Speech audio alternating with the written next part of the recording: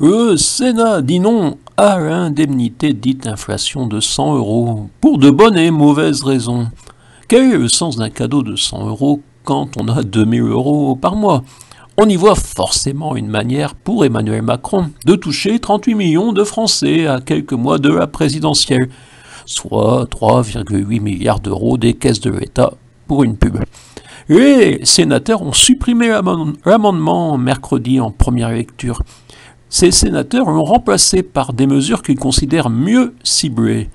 Salariés, indépendants, retraités, chômeurs, allocataires des minima sociaux, étudiants, boursiers percevant moins de 2000 € par mois, selon le gouvernement, c'était la mesure annoncée par Emmanuel Macron. Mais pour le rapporteur général de la commission des finances du Sénat, M. Jean-François Husson, un des prétendus républicains, LR, cette mesure électoraliste, oui, il a prononcé également le terme, cumule les inconvénients d'un coût très élevé et des effets de seuil massifs, en y ajoutant d'importants effets d'aubaine imputables à son défaut de ciblage dixit. Le Sénat a voté, en réalité les membres du groupe LR ont voté une majoration exceptionnelle de 150 € de la prime d'activité, une allocation exceptionnelle de 150 € pour les bénéficiaires de minima sociaux et de prestations sociales, ainsi qu'une dotation supplémentaire destinée aux aides à la mobilité seulement versées au cas par cas aux chômeurs et jeunes en parcours d'insertion.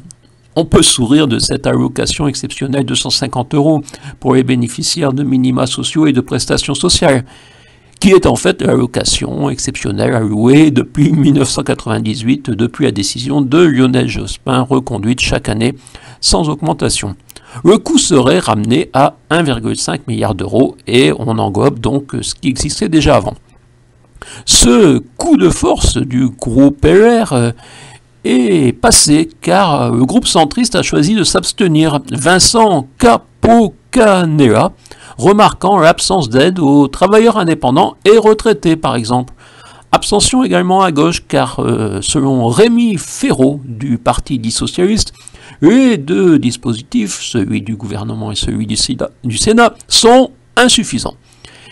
Et si tout simplement ce blocage préfigurait 2022 avec la réélection d'Emmanuel Macron sans majorité à l'Assemblée ni au Sénat, avec d'abord une tentative d'installer un gouvernement de briques et de broc avec les opportunistes de tous bords qui serait rapidement mis en minorité. On serait presque revenu dans l'instabilité de la 4ème République, en fait dans la cohabitation.